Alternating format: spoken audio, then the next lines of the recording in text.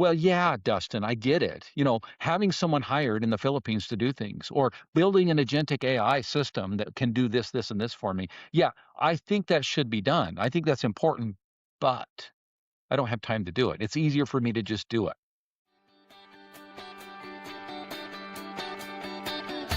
Originating from deep inside the Rocky Mountains, transported through the power of the internet, and arriving inside your tiny earbuds. It's the Appraiser Coach Podcast, helping appraisers increase their efficiency, quality, and make more money. Here's the guy who makes it his life's mission to create value for real estate appraisers nationwide. Your host and the Appraiser Coach, Dustin Harris. In a recent episode of the Appraiser Coach podcast, I told you that one of my favorite things to do at night is to sit out on my deck. And I've got a little fire table there, and I've got a zero gravity reclining chair, and I sit out there and sip my kava and just enjoy the evening. And I would say 5 out of 7 evenings, that's where I find myself. And it's something that I look forward to every single day. And by the way, there's a principle there in looking forward to something that will motivate you to work harder, be more efficient, get stuff done during the day so that you can relax at night or relax on the evening or get prepared and go on that big vacation. And I've had this fire table for quite a while. Now, this is important to the story. I know it sounds silly that I'm even, going down this path of explaining what a fire table is, but I've learned recently that some people don't know what it is. In fact, I'm just as I'm recording this, getting off of a mastermind in Pittsburgh, and I brought this analogy up in Pittsburgh, and I had somebody pull me aside, and they're like, "What is this fire table thing?" Maybe there's a better word for it, but it's a propane run fire. So it's called a fire table because it's about, I don't know, 2.5, 3 feet tall. You can put your drinks on the table itself. It's a metal table. And in the inside, you've got the rocks, the pumice rocks, and then there's a ring in there that runs the propane. Again, important to the story because it is, did I mention, a propane fire table? Okay, so I've got the bottle underneath, and it's hooked up, and I turn the knob and I click it and it goes. Okay. And I can adjust the flame however tall and small I want. And I just enjoy sitting. It's just wonderful. Lately, what has happened is, as sometimes happens with propane equipment, the regulator has started to go bad. Okay. And with the regulator going bad, it still works. In fact, it'll work really well for about 15, 20 minutes. Okay.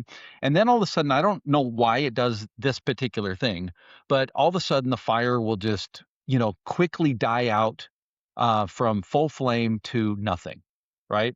Now, what I've noticed is as it's going down, if I will reach over and click that button, okay, which is right next to my chair, not a big deal. If I click the button, it gives enough of a push of the propane through that regulator that it will run for another, let's call it 3 to 5 minutes. Okay. And it will just, no problem. I can go on about doing whatever I'm doing, talking to AI or watching a movie or, surfing social media or just sitting there looking at the trees, as the sun's going down.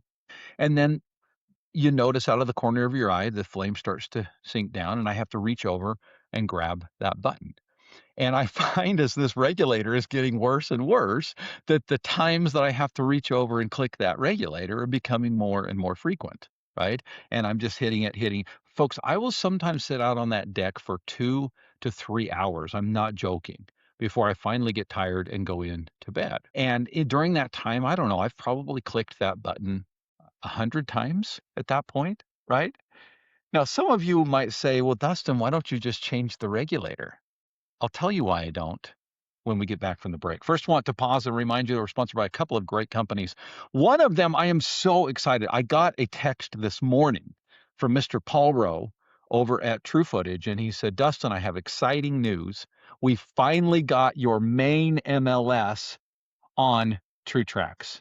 And they're in the process of setting that up as we speak. Now, folks, I have been using TrueTrax for many years, but it's only been on 1 or 2 of my MLSs, and I use 6, right? And they're not the main ones that I use. Folks, if I could, I would use them on every single MLS. So this is what I want you to do. I know there's been a big push over at True Footage to get more and more MLSs on the TrueTrax system. You need to go to truefootage.tech/tools, and you need to look at the MLSs that are approved. If yours is on there, folks, this is a no-brainer. You do not think about it. You get your credit card out and you sign up, because I promise you the value, the ROI, the amount of money that you're going to spend monthly on this, the amount of time it's going to spend, and this is going to go into what we're going to be talking about after the break. The amount of time that you spend training yourself on using TrueTrax is going to come back in folds. Check them out, truefootage.tech/tools. Oh, by the way, if you want 6 weeks free, please use the coupon code Appraiser Coach, capital A, capital C, no space, Appraiser Coach. We're sponsored today, of course, by Working RE Magazine. Working RE is the place that I go to find out what's going on in the world this morning. Woke up to an email, and it was not one I was interested in. I looked at the title, I thought, I know that, and I moved on. So for those of you who are worried about signing up for a free email list, folks, you can do that. You can hit archive and you can move on. It's not a big deal. But a couple of times a week, I get an email from Working RE that I love to ingest, because they are right on top of what's going on with AI, with the 3.6, with everything else going on in our appraisal world. It is Working RE Magazine, and it is free to sign up for their newsletter, workingre.com. Again, Working RE as in working real estate.com.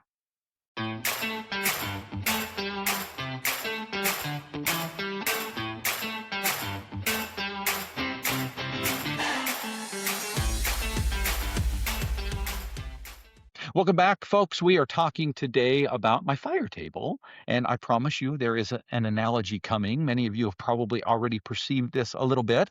We were in a mastermind meeting on Monday, and I don't remember what the topic was, and I probably wouldn't say if I did, even if I did, because we keep those meetings pretty anonymous and confidential.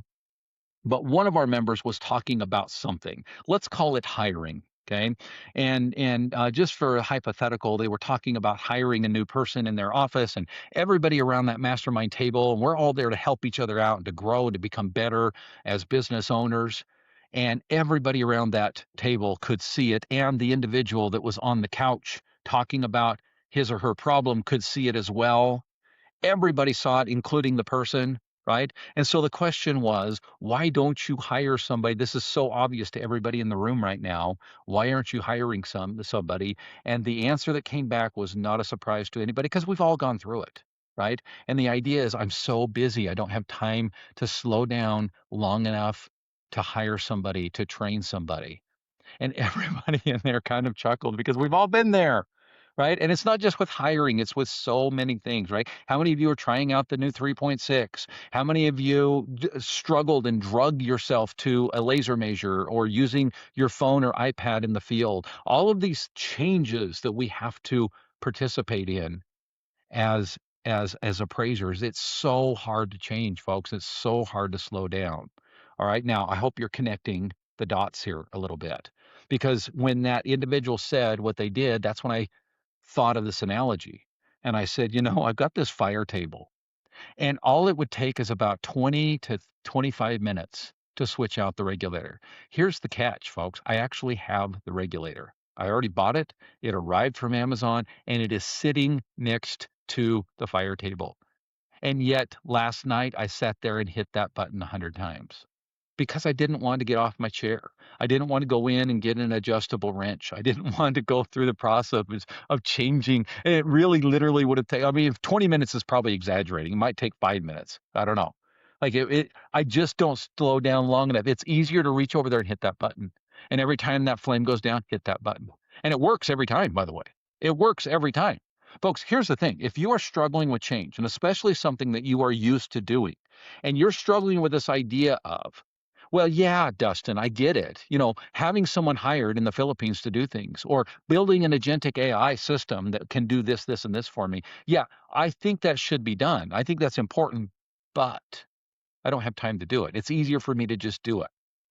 I can't tell you how often in my private coaching and in my and in the mastermind and with the all-star team, how often people will come with a quote unquote problem. And is it really a problem, right? But they'll come with a quote unquote problem, and I'll say, well, the solution is this, right? Here's the SOP, set this up, and then it just kind of runs automatically. And then the answer comes back, yeah, but Dustin, that just takes me 3 minutes. Yeah, but Dustin, it would be harder to train somebody else to do it than to just keep doing it myself. Yeah, but Dustin, fill in the blank. Folks, are you hitting that button over and over and over again? Or is it time to get off your chair, to get the adjustable wrench, to take 7 minutes, change the regulator, and then you can stop hitting the button again? Folks, just got off a promo call with my good friend, Mr. Blaine Fyan, as we're talking about the Elevate retreat coming up in November 9th, 10th, and 11th. And on that call was two special guests that will be back this year. The first year we held the Elevate retreat in California, outside Yosemite.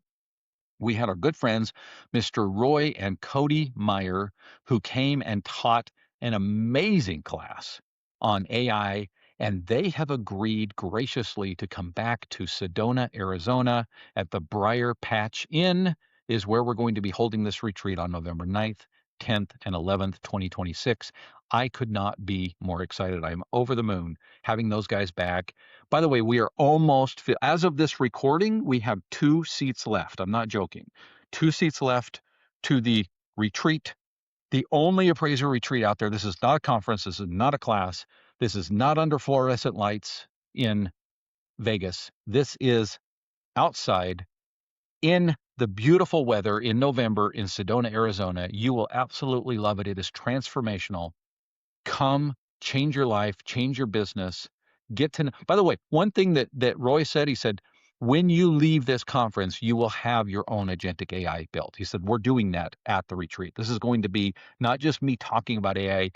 Bring your laptops and dig in, because we are going to be building agentic AI. Cannot wait, folks.